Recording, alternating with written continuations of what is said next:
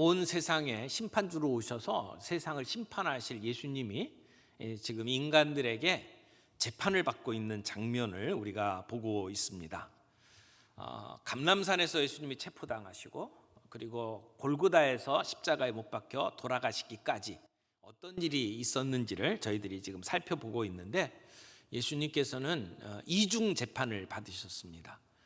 종교 지도자들과 사내들인에서 예수님은 신문을 받으셨고, 그리고 빌라도와 또 헤롯에게서 신문을 받으셨습니다.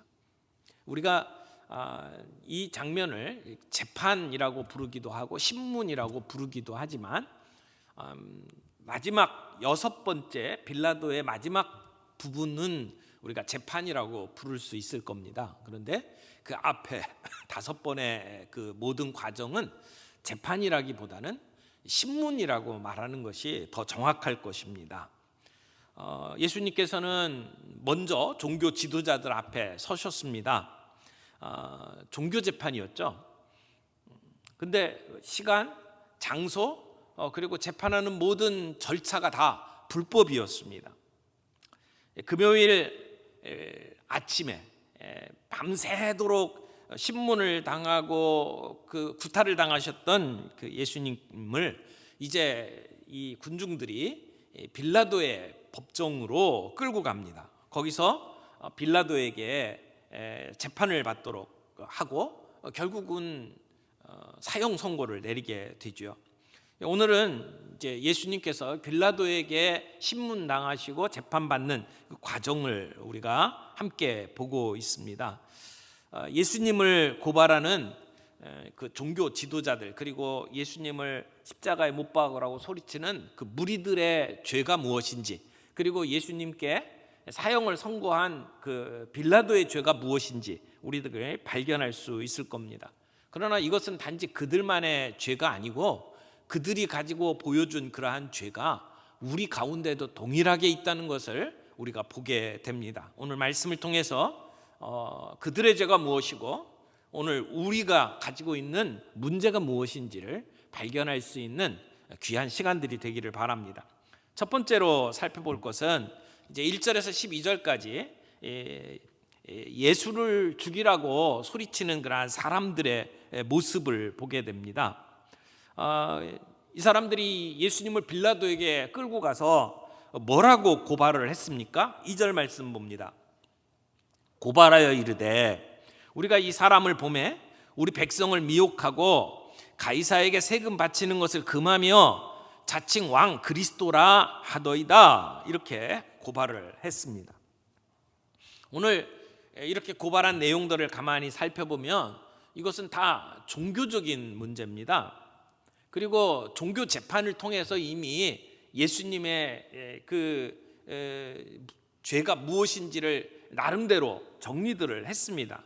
그리고 난 다음에 지금 이 총독 빌라도에게 이 문제를 가지고 온 것입니다. 총독은 자기가 관할하고 있는 모든 지역에 그 사는 사람들, 주민들의 생사를 결정짓는 권한을 가지고 있었습니다. 그 빌라도에게 지금 예수님을 끌고 온 겁니다. 그들은 예수님을 죽여달라고 요구했고 빌라도는 내키지 않는 마음으로 이 재판에 임합니다. 지금 기록되어 있는 이 누가복음의 기록을 봐서는 빌라도는 예수님을 죽이는데 굉장히 소극적입니다.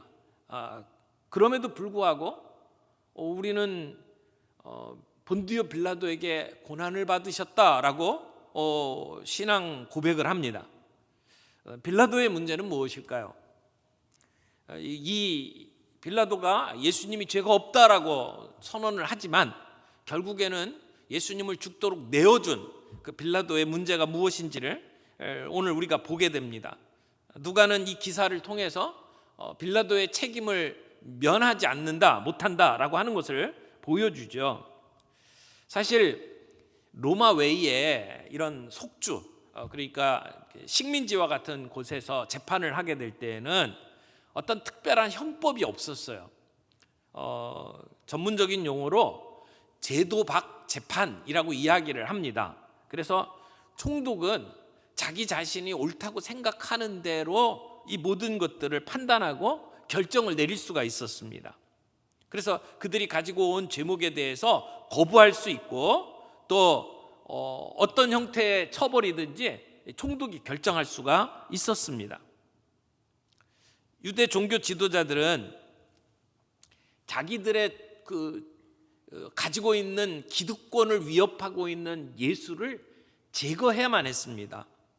그런데 자기들이 다룰 수 있는 종교적인 죄목만을 가지고는 예수님을 제거하기가 쉽지 않았어요.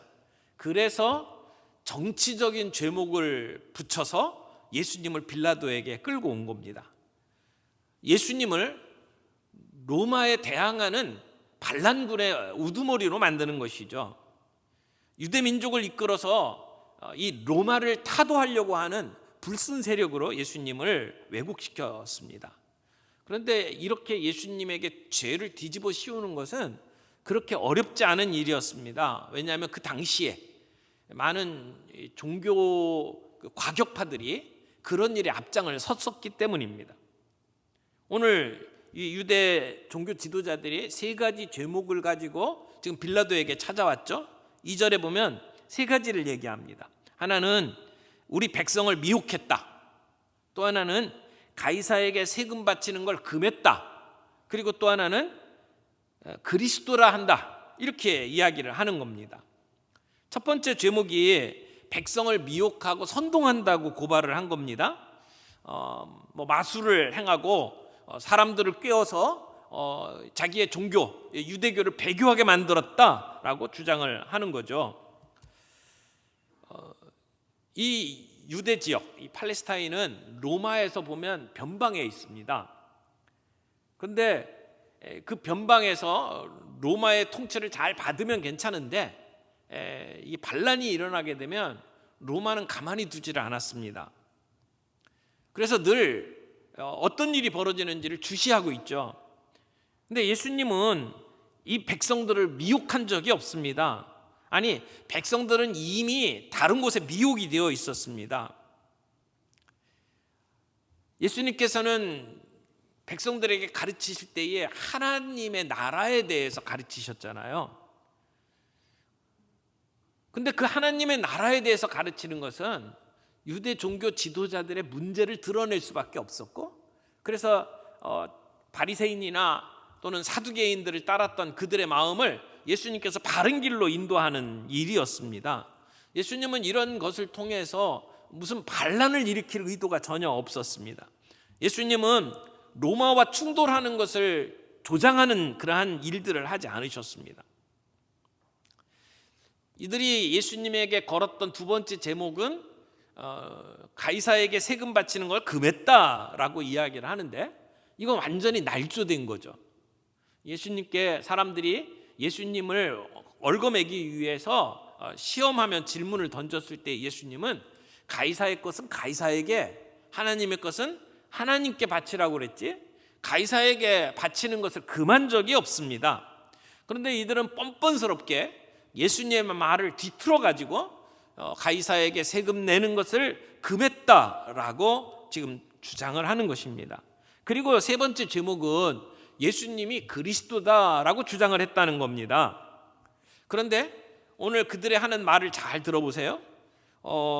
그리스도다라고 이야기하지 않고 그 앞에 뭐라고 설명했냐면 자칭 왕 그리스도다 이렇게 이야기를 합니다. 그러니까 어떻게 보면 빌라도가 그리스도다라고 주장하는 것에 대해서 이 의미를 잘 이해하지 못할까 봐 아주 구체적으로 설명을 하는 겁니다. 그리스도라고 하는 말은 왕이라고 하는 말입니다 라고 설명을 하고 있죠. 예수님은 많은 사람들이 예수님을 메시아 그리스도라고 생각하는 것을 알고 계셨습니다. 그래서 예루살렘에 들어오실 때 많은 사람들이 예수님을 환호했죠. 그러면서 찬송하리로다 주의 이름으로 오시는 왕이여 라고 소리쳐 예수님을 환영했습니다. 근데 예수님은 백성들이 원하는 그러한 메시아로 자신을 소개하지 않았어요. 예수님이 소개하는 하나님의 나라는 이 유대 백성들이 로마를 제압하고 새로운 나라를 세우는 그런 나라로 예수님은 절대 소개한 적이 없어요. 백성들이 기대하고 있는 것하고는 전혀 다른 방향에서 예수님은 자신을 그리스도라고 말을 하는 겁니다. 적어도 이들이 주장하는 표면적인 의미에서 예수님은 로마와 싸우고 그들을 백성들을 거기서 건져내는 그런 메시아는 아니에요. 신학적으로 예수님은 하나님 나라의 왕 그리고 메시아인 것은 분명합니다. 그들이 예수님에 대해서 이렇게 왜곡하면서 빌라도에게 고소를 하죠. 3절에 보니까 빌라도가 예수님께 묻습니다. 내가 유대인의 왕이냐? 어떻게 보면 그 고소하는 사람들의 말을 받아서 퉁명스럽게 다시 물어보는 겁니다. 정말 네가 유대인의 왕 맞냐? 이렇게 물어보는 거죠. 그 당시에 자기가 유대인의 왕이라고 이야기를 하고 메시아라고 자처하면서 백성들을 이렇게 이끌어서 반란으로 이끌었던 역사적인 인물들이 몇 명 있었습니다. 그 중에 아트롱게스라고 하는 사람도 자기가 왕이라고 주장을 했다가 나중에 십자가에 못 박혀 죽었죠. 단순한 목동이었습니다. 그리고 공부도 제대로 안 한 사람이었거든요. 그런데 자기가 왕이라고 주장을 하고 그리고 로마와 대항해서 싸워야 된다고 부추겼다가 죽임을 당한 사람들이 많이 있었습니다. 그리고 성경에 나오는 강도라고 표현되어 있는 그 단어를 보게 되면 그 단어가 단순히 사람들 지나가는 사람들 붙잡아 가지고 이렇게 돈 뜯어대는 그런 강도가 아니고 정치적인 폭도라고 하는 의미입니다. 그러니까 로마에 대항해야 된다라고 주장을 하고 그러면서 사람들을 부추겨서 반란을 일으킨 사람을 강도라고 성경에서는 기록을 하고 있죠. 그 외에도 헤제키야라고 하는 사람 또는 시몬이라고 하는 사람 그리고 갈릴리의 유다라고 하는 사람이 이런 반란을 일으키는데 앞장을 섰고요. 특별히 갈릴리의 유다라고 하는 사람은 헤롯 대왕 초기에 이 반란을 일으켜 가지고 그래서 상당히 많은 세력을 얻고 그리고 독립운동을 했던 사람입니다. 그래서 갈릴리로부터 시작해서 세포리스라는 곳까지 이 반란에 가담했던 사람들을 다 죽이게 되죠. 그리고 로마가 그때 갈릴리의 유다라고 하는 사람을 따라서 이 반란을 일으켰던 사람들 총 2,000명을 십자가에 처형을 했던 그러한 사건도 역사의 기록에 남아 있습니다. 그러니까 지금 이 유대 종교 지도자들이 예수님을 향해서 이런 반란을 일으키는 사람이다라고 주장을 하면서 죄를 뒤집어 씌우는 것이 여러 번 있었다는 거죠. 그래서 가능성이 있었고 이런 문제를 가지고 트집을 잡아서 지금 빌라도에게 이야기를 하는 것은 놀라울 만한 일도 아니라고 말할 수 있을 겁니다. 그런데 예수님께서 그 빌라도의 질문, 내가 유대인의 왕이냐라고 질문을 할 때에 내 말이 옳도다라고 예수님께서 대답을 하셨어요. 그런데 그 예수님의 대답은 어떻게 보면 상당히 비꼬는 말입니다. 무엇이 됐든 상관없다라고 하는 의미도 담겨 있고 내가 보기에는 어떠냐라고 하는 그런 의미도 담겨 있는 예수님의 대답이었습니다. 학자들은 예수님의 대답이 내가 그렇게 말하느냐라고 예수님께서 되묻는 대답이라고 해석을 하기도 합니다. 이런 예수님의 대답을 가지고 예수님이 지금 이 고발을 당한 것처럼 죽을 만한 죄가 있다라고 빌라도가 선언을 할 수가 없었습니다. 그래서 4절 보세요. 빌라도가 대제사장들과 무리에게 대답을 합니다. 내가 보니 이 사람에게 죄가 없도다. 지금 너희들이 죽이라고 이야기하는 그런 죄를 내가 찾을 수가 없다. 그래서 예수님에게 지금 뒤집어 씌운 세 가지 그 죄목에 대해서 빌라도는 무죄를 선언합니다. 사실은 이 본문만이 아니고 빌라도는 계속해서 예수님의 무죄를 주장을 합니다. 이 빌라도의 그 이야기 가운데 예수님이 죄가 없다라는 것을 3번씩이나 이야기를 하죠. 그 다음에 헤롯이 재판을 하고 난 다음에 빌라도에게 다시 보낼 때에도 죄가 없다라고 돌려보냅니다. 이런 내용들을 보면 결국 재판받는 모든 과정에서 분명히 드러나는 것은 예수님이 무죄다라고 하는 것이죠. 그러나 종교 지도자들은 그 대답을 듣기 원하지 않았습니다. 그래서 모든 주변에 있는 그 무리들을 이렇게 충동질해서 계속해서 예수님을 죽이라고 고발을 합니다. 그들이 하는 이야기가 그 예수라고 하는 사람이 이 백성들을 이렇게 충동질하고 그리고 소동을 일으킨다라고 이야기를 하는 겁니다. 그러면서 그들이 했던 얘기가 뭐냐면 예수는 갈릴리 출신이다. 갈릴리에서부터 시작해서 여기 예루살렘까지 와서 온 백성들을 이렇게 소동케 한다라고 고발을 합니다. 그때 빌라도가 그 말을 듣고 그 사람이 갈릴리 사람이냐라고 묻습니다. 6절에 빌라도가 갈릴리 사람이냐라고 물었죠. 그리고 7절에 뭐라고 이야기합니까? 헤롯의 관할에 속한 줄을 알고 헤롯에게 보내니 그때에 헤롯이 예루살렘에 있더라. 그러니까 예수님이 갈릴리 출신입니다 라고 하는 얘기를 듣고 난 다음에 그러면 이 문제는 헤롯에게 도움을 좀 받아야겠다라고 생각을 하는 겁니다. 자, 지금 이 유대 지역을 다스리고 있는 그 모습을 좀 보세요. 갈릴리 지역은 빌라도가 다스리는 지역이 아닙니다. 헤롯 대왕이 그 이제 이스라엘 그 전체 영역들을 대부분 다스렸죠. 그러니까 유대, 사마리아, 갈릴리, 그리고 갈릴리의 오른쪽에 요단강 건너편에 있던 베레아, 이런 모든 지역을 헤롯 대왕이 다스렸어요. 그런데 나중에 헤롯이 죽고 난 다음에 헤롯의 세 아들에게 이 땅을 나누어 줍니다. 그래서 로마가 이 헤롯 대왕에게는 왕이라고 하는 칭호를 줬지만 그 세 아들에게는 왕이라고 하는 칭호를 주지를 않았어요. 그래서 성경에는 뭐라고 이야기하냐면 분봉왕이라고 표현을 하죠. 이건 왕이 아니에요. 자기에게 주어진 좀 작은 영역이죠. 헤롯 대왕이 차지했던 것보다는 3분의 1밖에 안 되는 작은 지역을 관할하는 영주로 임명을 한 것입니다. 그러니까 지금 이 헤롯의 아들 가운데 헤롯 안티바스라고 하는 지금 이 본문에 나오는 헤롯이 헤롯 안티바스인데 세 아들 중에 하나입니다.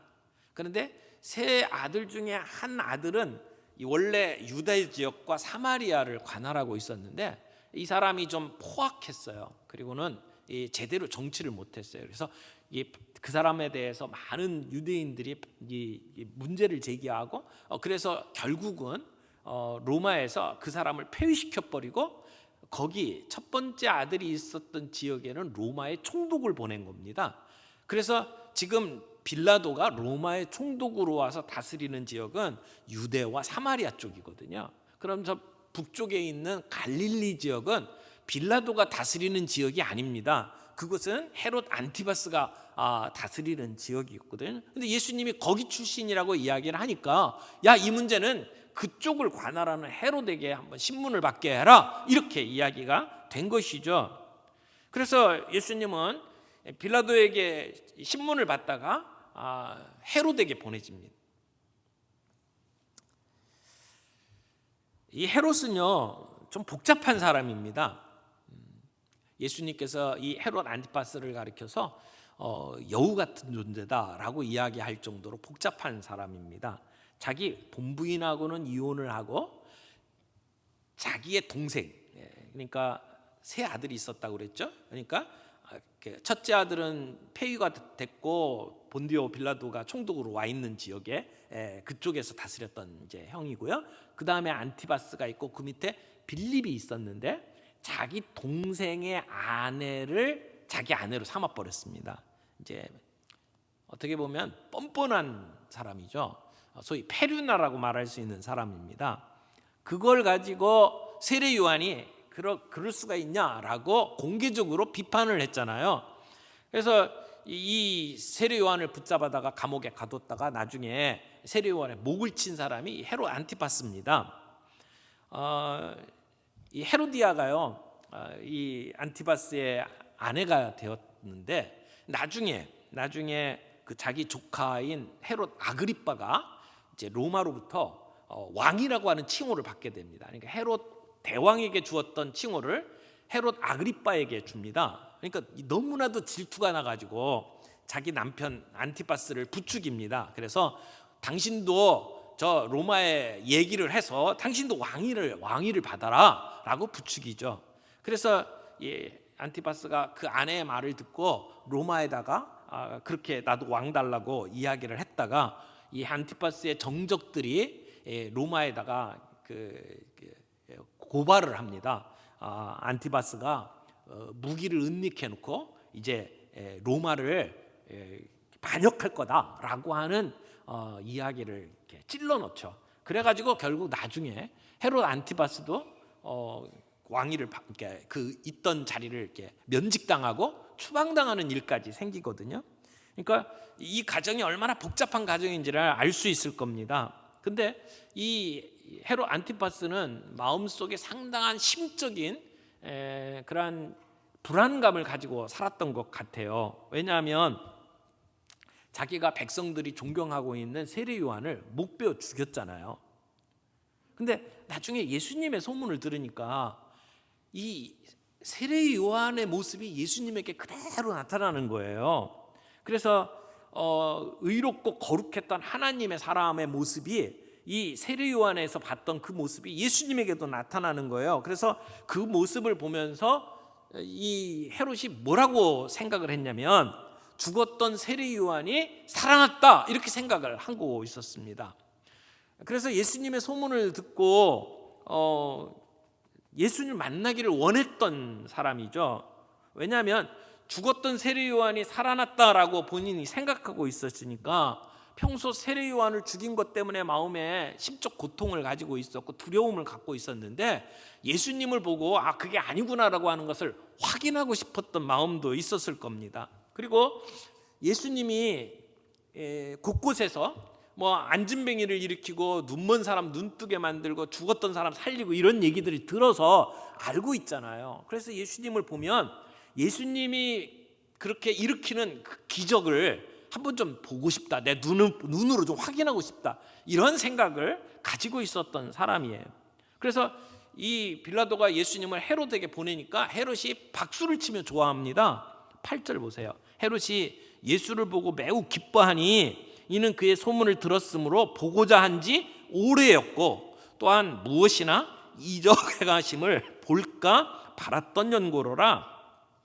그러니까 이 사람은 예수님을 보고 자기의 심리적인 안정을 찾기를 원했던 부분도 있었을 것이고 또 예수님을 통해서 이적 보기를 원했던 거죠. 그 얘기는 뭐예요? 예수님이 펼치는 쇼를 보고 싶은 거예요. 여흥거리로 예수를 만나고 싶었던 거죠. 그래서 예수님 불러놓고 그리고 신문을 시작을 합니다. 그런데 예수님께서는 헤롯에 묻는 질문에 한마디도 대답을 하지 않았어요.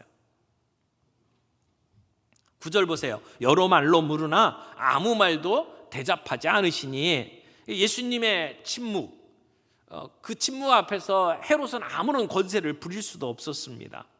그러니까 할 수 없이 헤롯은 예수님에게서 아무것도 찾아낼 것이 없다라고 판단을 하고 예수님을 다시 빌라도에게 보냅니다. 그냥 보낸 게 아니고 예수님을 희롱하고 그리고는 여기 보니까 빛난 옷을 입혀서 아마 예수님에게 가짜 왕복을 입혔던 것 같아요. 그 예수님을 신문하던 그 로마 사람들의 그 이렇게 어깨에다 매던 그 망토 있잖아요. 빨간색 망토. 그것을 예수님에게 입히면서 그러면서 예수님을 빌라도에게 보냈습니다. 근데 왜 이렇게 희롱하고 이렇게 옷을 입혀가지고 빌라도에게 보냈을까? 거기에는 빌라도에게 뭔가 전달하려고 하는 의도가 있었을 거라고 생각을 합니다. 내가 이 사람에게서는 죽일 만한 아무런 죄를 찾지 못했다라고 하는 것을 이야기를 하는 것이죠. 예수님에게 대해서 고소했던 그 모든 죄들이 근거가 없다라고 하는 것을 이야기를 하는 겁니다.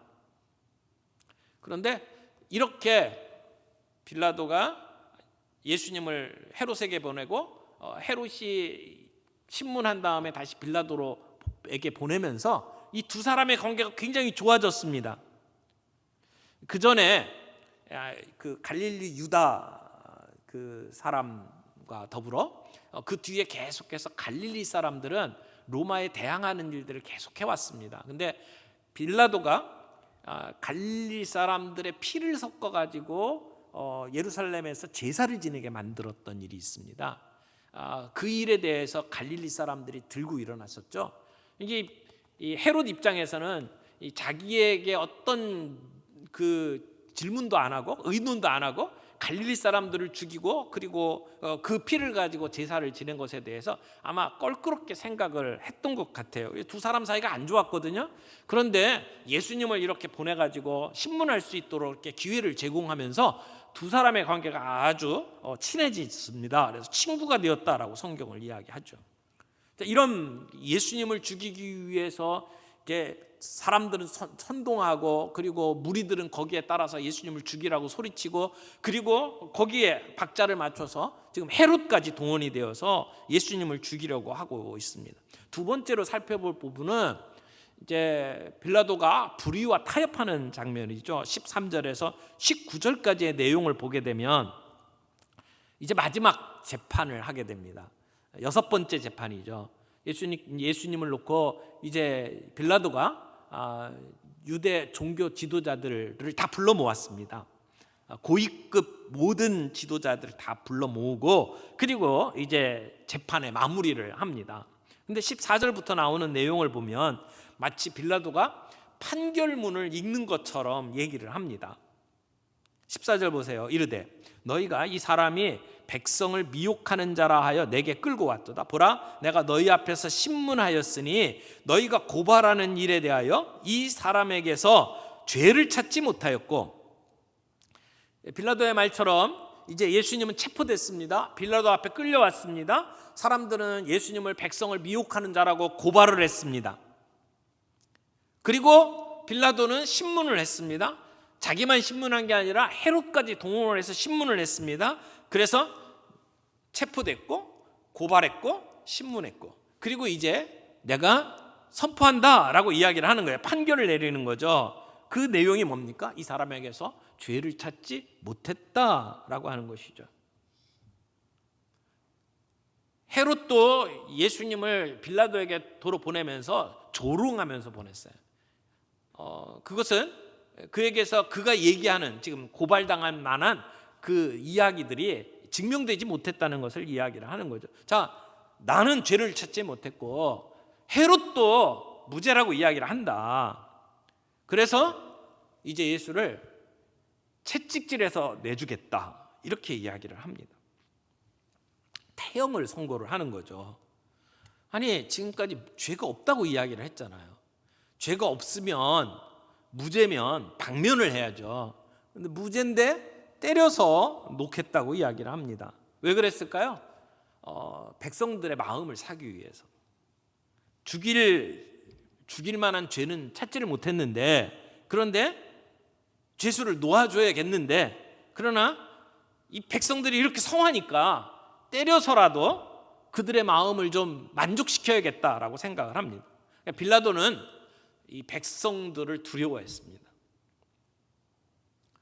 왜 빌라도가 이렇게 백성들을 두려워했을까요? 총독이 해야 될 일은 자기가 다스리는 지역 안에서 밀란이 일어나지 않도록 다스리는 것이었습니다.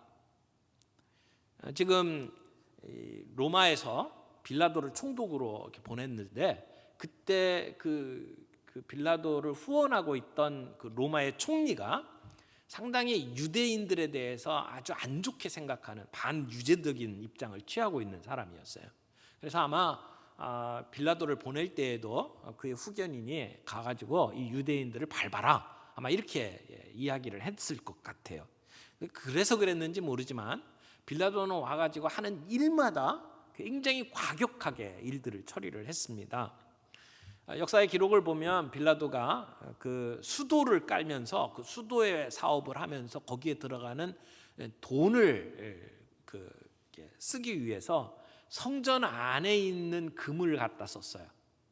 소위 고르반이라고 해서 사람들이 이렇게 갖다 바친 그 금은 종교적인 하나님의 거룩한 일을 위해서만 사용하도록 되어 있는 돈이었습니다. 그런데 그 돈을 빌라도가 억지로 강탈해 가지고 그래서 그 백성들의 이 분노를 이렇게 자아냈거든요.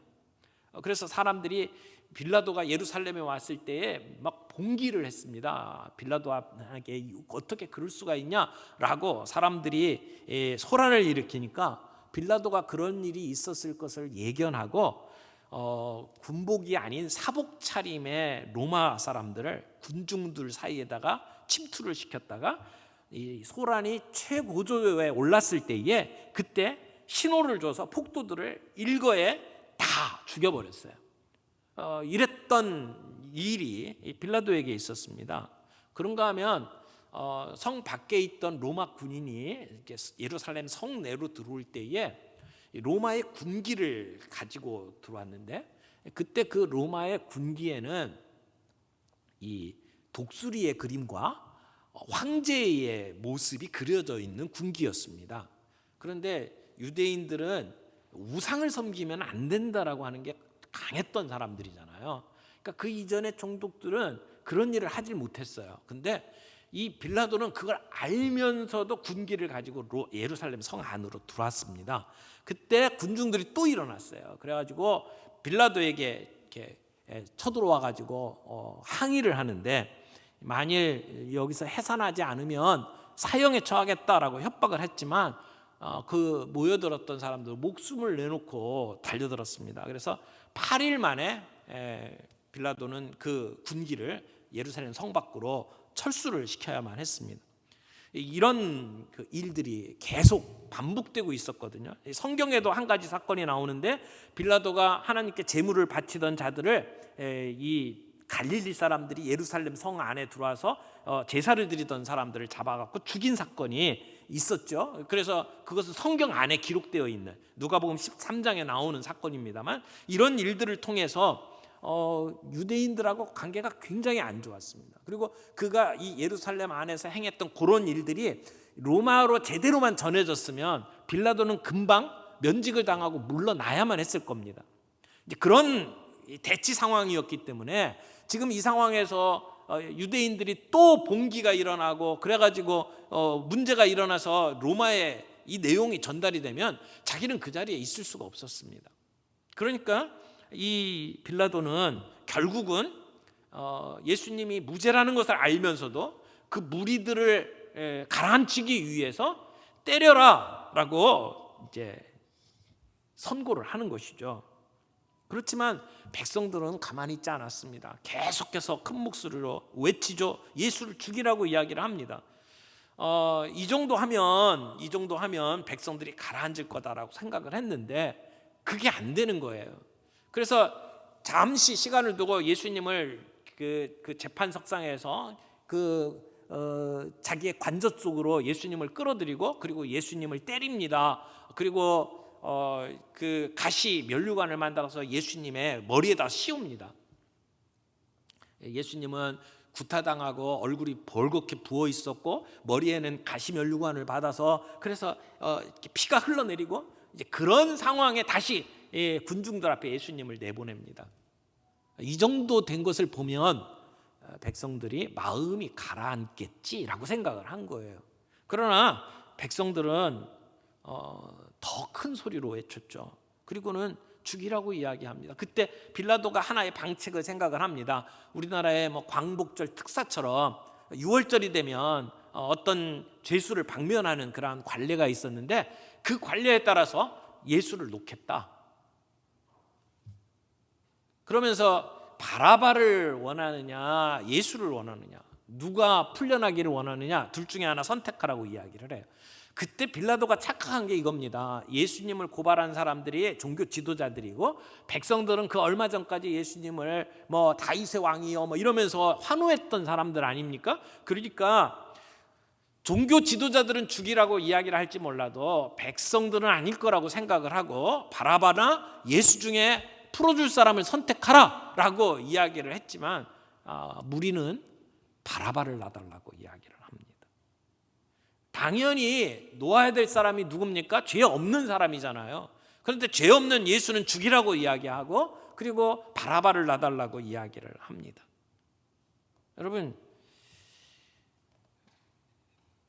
백성들의 마음을 보십시오. 얼마나 변덕스럽습니까?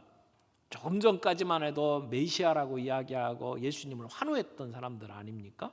그런데 자기들이 생각했던 메시아가 아니라는 것을 보는 순간 그들의 마음은 뒤집어진 거예요. 그리고 그 뒤에서 늘 그들의 마음을 부추기는 종교 지도자들이 있었죠. 자기들이 뭘 하는지도 모르고 그 부추김을 받으면서 예수를 죽이라고 이야기를 합니다. 그래서 결국은 마지막 부분에 우리가 도달했습니다. 사형 선고를 내리죠. 여러분, 지금까지 빌라도가 노력을 했어요. 예수는 무죄다라고 이야기를 했어요. 그에게서는 아무런 죄도 찾을 수가 없다라고 이야기를 합니다. 그러나 결국은 뭐가 정의냐라고 하는 것보다 나의 이해관계, 나에게 유익한 것이 무엇인지를 따른 것입니다.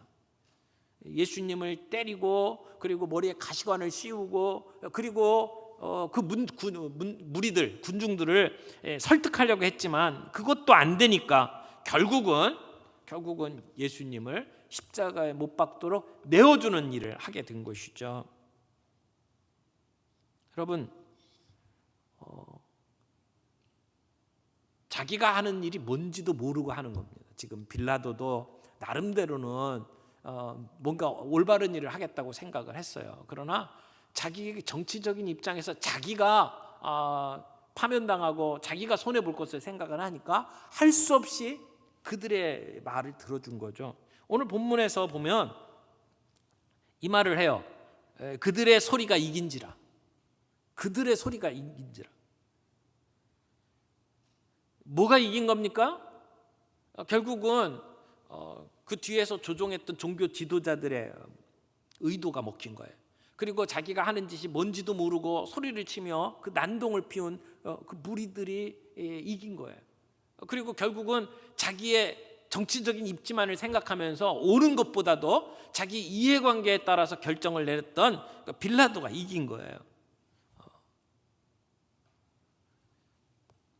여러분, 악을 행하는 자들이 무슨 이렇게 얼굴을 보면 뭐 이렇게 굉장히 험상궂고 그리고 머리에 뿔이 달려 있는 그런 마귀 같은 존재들이 아니에요.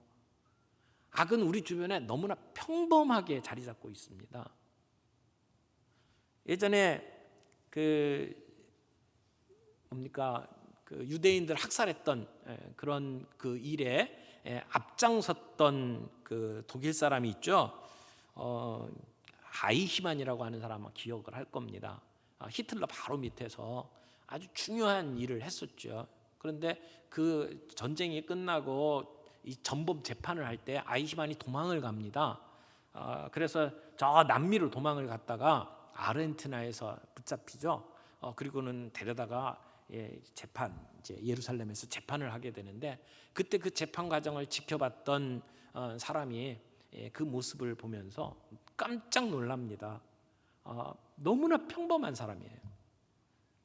뭐 집에서는 아버지, 딸들의 아버지, 그리고 아내의 남편, 너무나 평범한 모습으로 그 자리에 있는 거예요.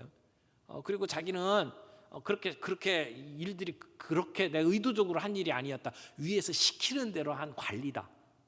이렇게 얘기를 하죠. 그걸 보면서 뭐라고 표현을 했냐면 악의 평범성이라고 표현했어요. 너무나 우리 주변에서 우리가 늘 보던 사람의 모습으로 악한 행동을 한다는 것이죠. 지금 이 군중들, 무리들 하는 일이요, 여러분, 우리가 생각하는 그런 이상한 사람들이 아니라는 겁니다. 우리가 똑같이 평범하게 살아가는 사람들인데 지금 그 순간에는 생각을 안 하는 거예요. 우리가 하고 있는 일이 무엇인지를 모르는 거예요. 그리고는 예수를 십자가에 못 박아 죽이고 맙니다. 사랑하는 성도 여러분, 이 모습이 그들에게만 있습니까? 자기의 입지가 불안해지니까 예수를 죽이겠다고 결정하는 종교 지도자들, 뭔지도 모르면서 부추기니까 그냥 목소리 내면서 죽여라 죽여라 이야기하고 있는 그러한 무리들, 그리고 자기의 정치적 입장을 고려해서 할 수 없이 밀려가지고 그래서 결정을 내리는 빌라도, 여러분 그런 악을 행하는 모습들이 그들에게만 있습니까? 우리의 삶 속에 그런 모습들이 없습니까?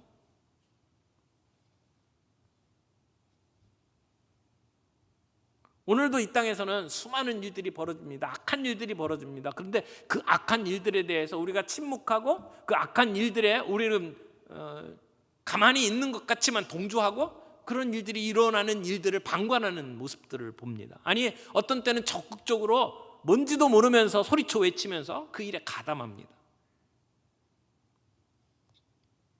오늘 우리에게는 이런 일들이 없는지, 우리가 우리의 입지만 생각하고 옳고 그른 걸 판단하지 못하는 그런 모습들은 없는지 우리가 살펴보기를 원합니다. 생각하지 아니하고 그저 사람들이 부추기는 대로 내가 움직이지 않도록 주님 우리를 붙잡아 주옵소서 기도하며 살아갈 수 있는 저와 여러분들이 되기를 바랍니다. 옳고 그른 것보다 내가 당할 손해를 생각하면서 결국 이 길을 걸어갔던 빌라도와 같은 모습으로 살아가지 않도록 우리를 붙잡아 주옵소서. 우리가 기도하며 오늘 이 땅을 살아가는 저와 여러분들이 되기를 바랍니다.